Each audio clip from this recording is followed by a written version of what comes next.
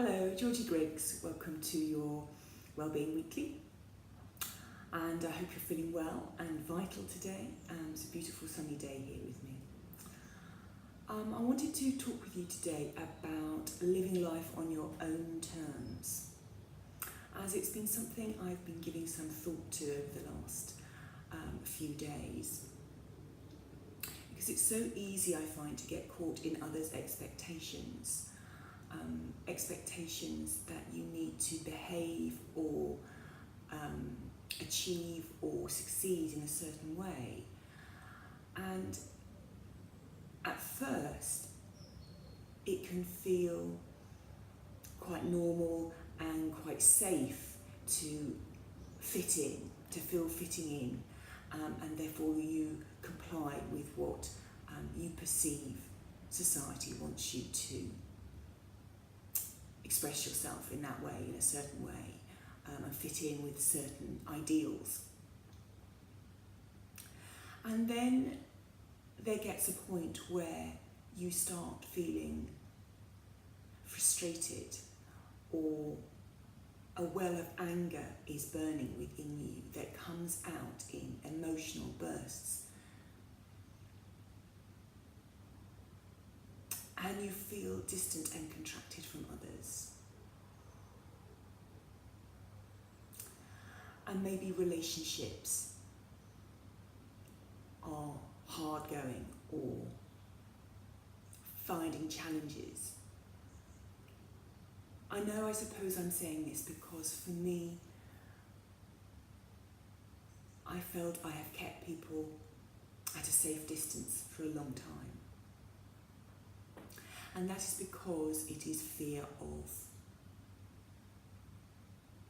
not fitting into how others think I should be and behave. And actually, even that statement is giving away my power, because it's giving my power to someone else and saying that that other is determining how I should be in life, how I should live my life. And it's not only giving away your power, it's also giving away your responsibility. Because as an adult, that means stepping into the responsibility for your life. And blaming others or using others as a reason why you are not living the life you want to live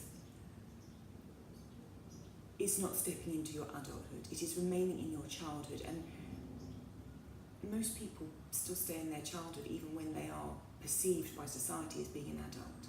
So they're not taking full responsibility for their own happiness and well-being. And I feel that it has come to a stage where deep well-being has to be when you step into your own power. And that means saying out loud to the world, this is my preference. This is what I like. This is what I don't like. This is how I wish to express myself. And it may not be the same as my neighbour, as my colleague, as my best friend. But it's pure, it's from the heart, and therefore it is filled with love. Because I think when we go away from the grain, when we go away from what we perceive to be a side shoot, something that's not in normal society, we feel fear and we feel guilt, and we feel a sense of being going to be rejected, and therefore they're all negative feelings. So we're putting this sort of negative shroud around something that's actually very pure and very loving, and we're forgetting that to be ourselves doesn't mean that we have to be brash and angry and shout out about it and make a demand about it, as if we're trying to appease the guilt or the fear within us, that it's a negative thing. It's a soft remembering that to be ourselves and to express ourselves in our own pure way is an act of love, and love is the highest vibration of the universe. And it's what the world needs. It needs more and more love. And so never ever feel that you wishing to be yourself and to do the things that you love doing is ever an act other than the purest act of love. And therefore you can't get it wrong. You cannot get it wrong. All that you can get wrong is not honouring it. And therefore, when you don't honour it, it will be expressed from your soul through an eruption of anger or depression or cruelness to another. It will always be erupt in a low vibration because it's being pushed down lower and lower, and it's trying to find its way out, and it's trying to use whatever energy it can to attract your attention. And sadly, what attracts our attention moreover is low vibration, is fear. It grabs our attention really quick because we're hardwired to survive. And so fear is a primal feeling, a deep-rooted feeling that grabs our attention. The thing is, you are surviving. Not only are you surviving in this world, you are thriving on a physical level. You are thriving. You have everything you need at your fingertips. But on an emotional level, you're starving. So it's finding that balance again to really nourish and feed what we love, truly love. And don't be ashamed. Be honest with yourself. Take a good long look at yourself over these next few days. And maybe you jot it down on your iPad or in a journal, a special journal.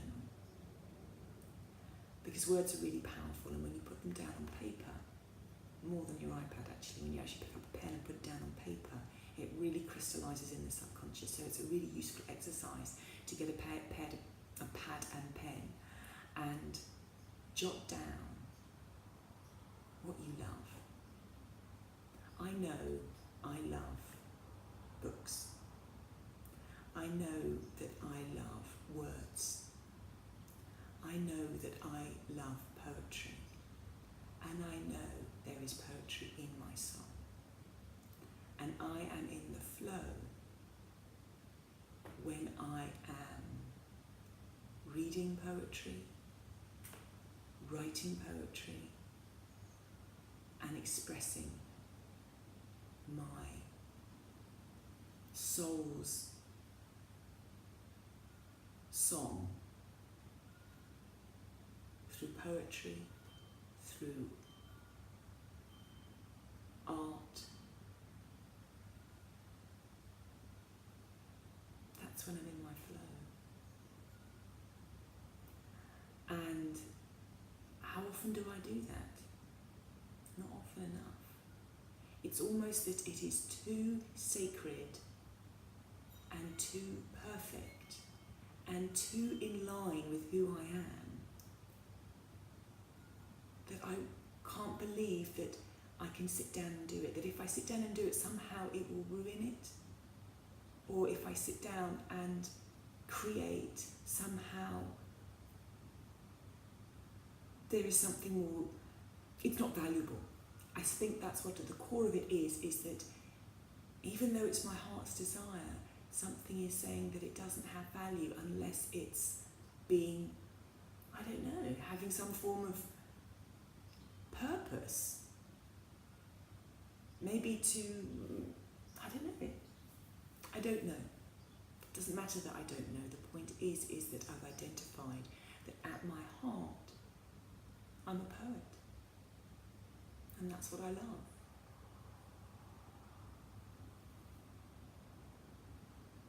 Take care, lovely ones. And have a fabulous week